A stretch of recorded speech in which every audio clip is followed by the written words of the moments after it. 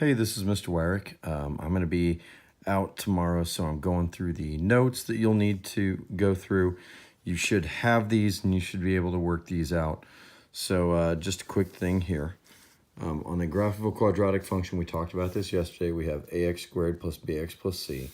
And we're going to try to find the focus and directrix. Now, the locus definition of a parabola is a set of points that are all equidistant from a point and a line.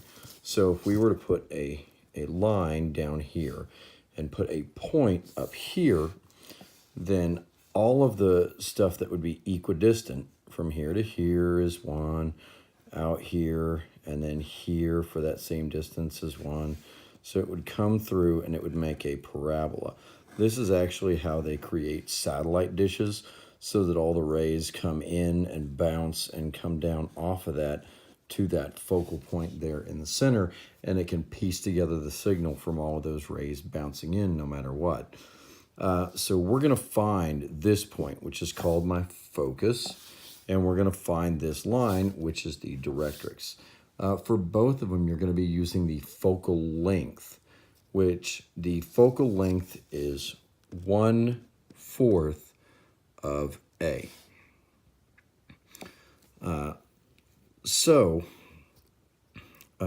It's actually fairly straightforward. Your focus is h comma k, which is your vertex, plus or minus 1/4 of A.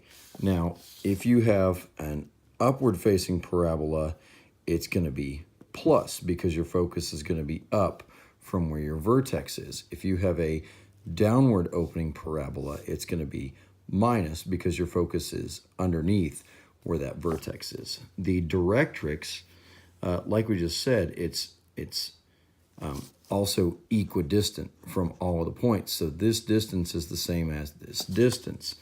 So for the directrix, what we're talking about is a line, and for everything that we're doing, it's going to be y is equal to, and it's going to be k plus or minus 1/4.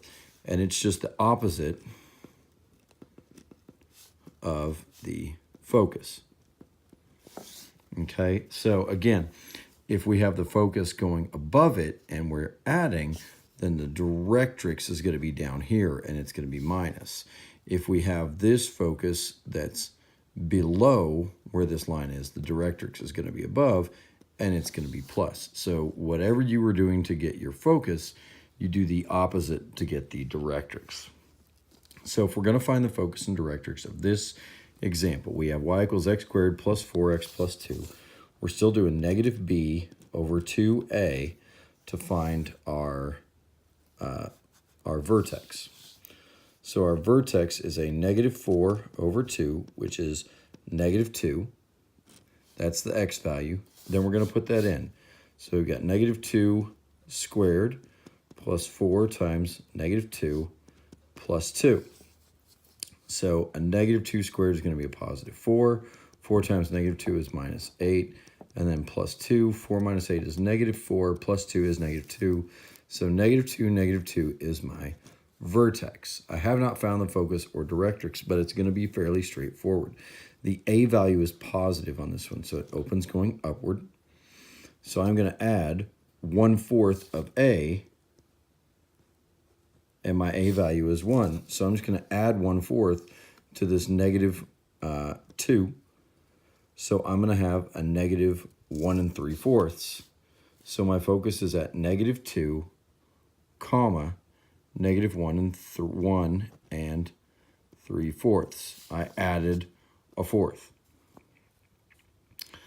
My directrix is going to be y is equal to, I start at negative 2, I subtract 1/4, so that's a negative 2 and 1/4.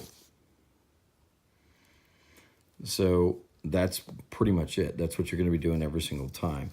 If we find our focus and directrix on this, again, negative b over 2a, so 4 over 2 times negative 2, that's going to be a negative 1 there on my vertex.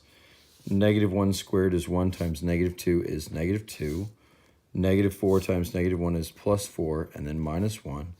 So this is 1. I believe these are the same vertices as what we had on yesterday's notes, yesterday's examples. So again, this is my vertex, and I'm adding 1/4 of my A value. My A value this time is -2, so that's a -2/4, so that's a -1/2.